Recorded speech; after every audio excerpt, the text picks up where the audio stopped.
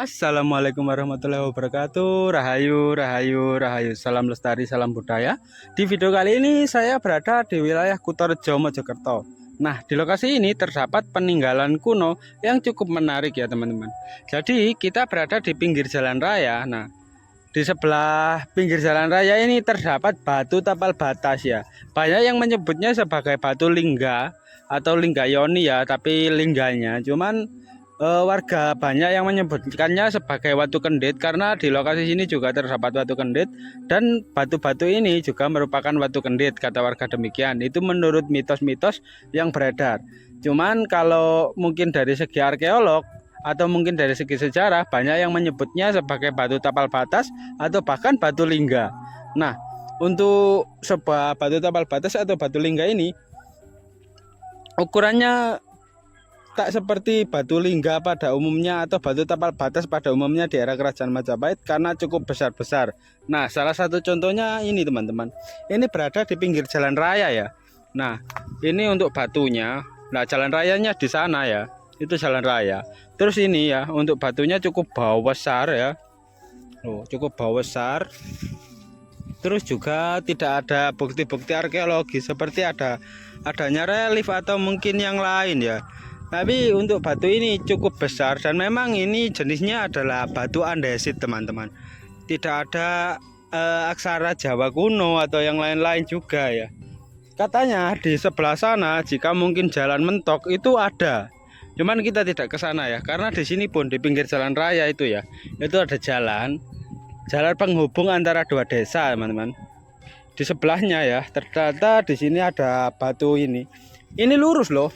Ini sama yang ke utara ini ada 3 sebenarnya. Terus di sana lagi itu ada 1. Jadi cukup banyak teman-teman sebenarnya. Nah, coba kita lihat yang kedua. Yang kedua berada di sini ya. Ini teman-teman. Nah, itu ya. Bentuknya sama. Berbentuk persegi panjang gitu ya. Tapi kalau yang di sini seperti batu lingga ya.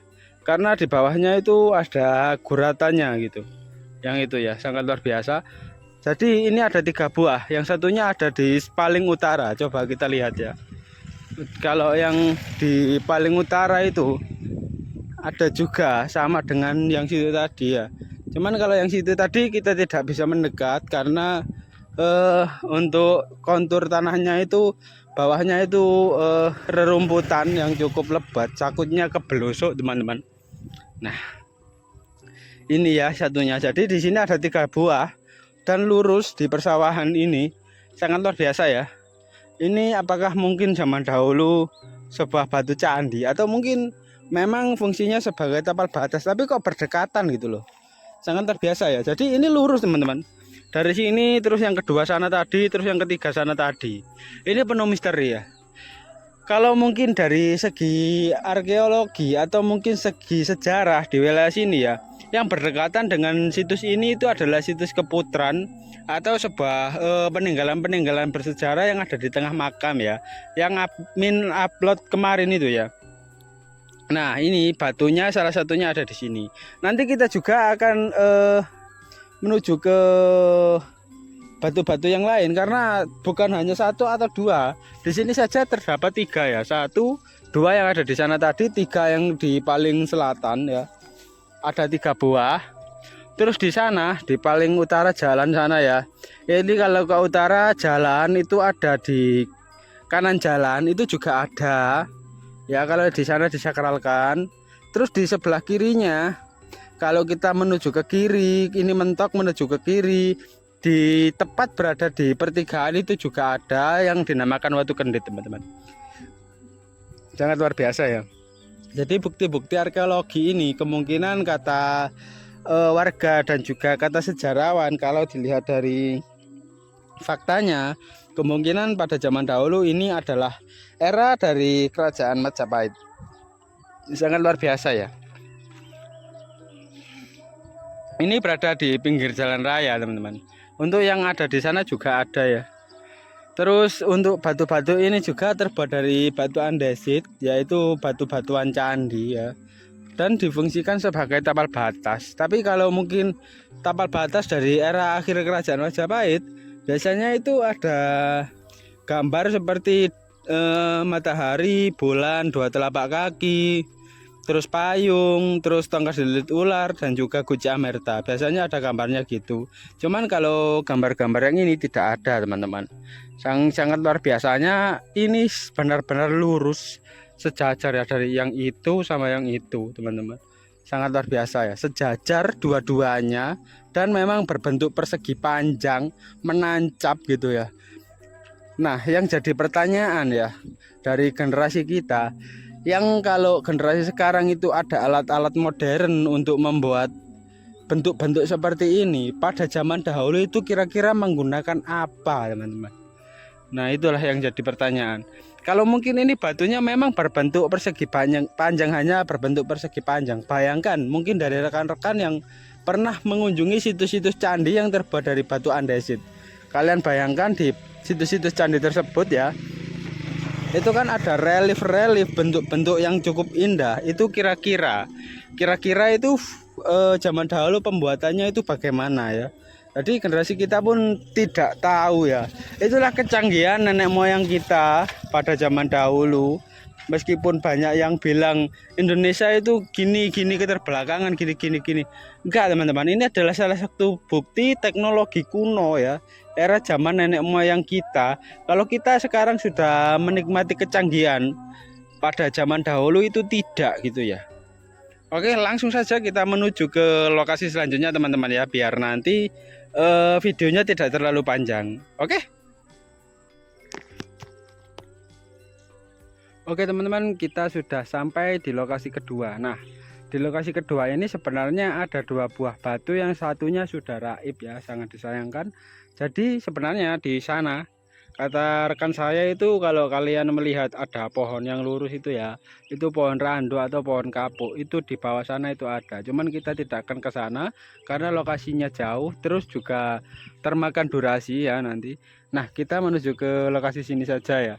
Nah, di sini sebenarnya rekan saya tadi juga bingung kenapa demikian, karena zaman dahulu itu tertancap gitu ya di tanah ya, menancap di tanah. Tapi setelah diselidiki ternyata untuk batunya itu tanah di sampingnya tergerus air, akhirnya sekarang roboh untuk batunya yang ada di sana ya.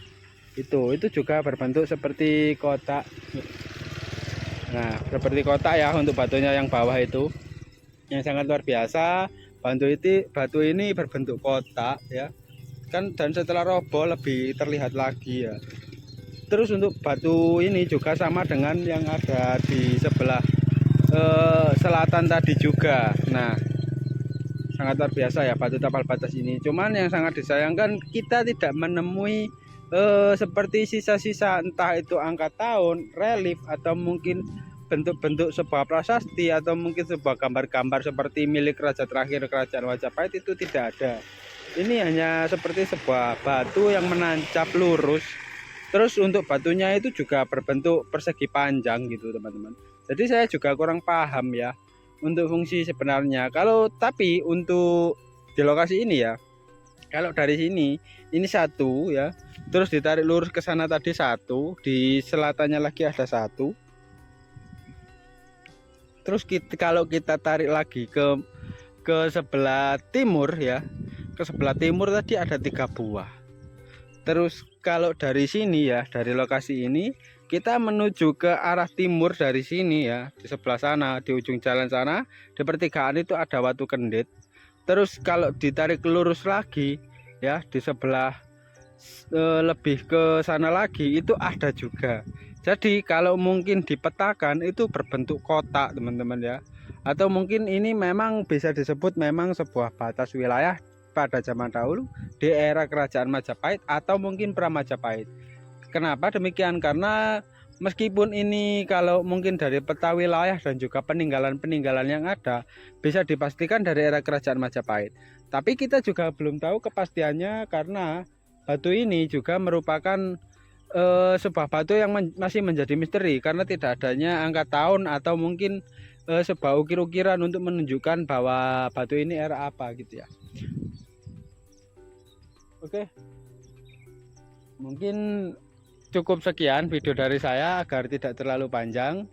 Mungkin teman-teman juga bisa menyimpulkan di kolom deskripsi kenapa batu-batu ini lurus dan menjadi tapal batas di antara pertebuan ini ya.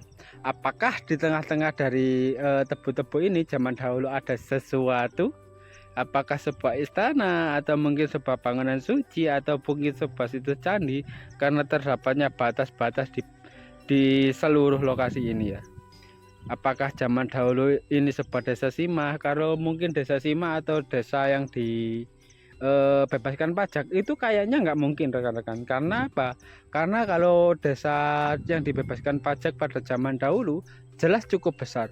Contohnya saja WW sampai menjadi sungai, padahal pada zaman dahulu nama bukan WW, Pikatan itu pada zaman dahulu adalah sebuah desa yang sekarang menjadi Sungai Pikatan. Kenapa? Karena desa Pikatan tersebut pada zaman dahulu merupakan salah satu desa yang tidak luas tapi cukup panjang dan berada di pinggiran sungai. Maka dari itu disebut sekarang Sungai Pikatan. Seperti demikian. Mungkin cukup videonya, cukup sekian ya teman-teman ya. Saya akhiri. Wassalamualaikum warahmatullahi wabarakatuh. Salam budaya, salam kebajikan, salam lestari, rahayu, rahayu, rahayu.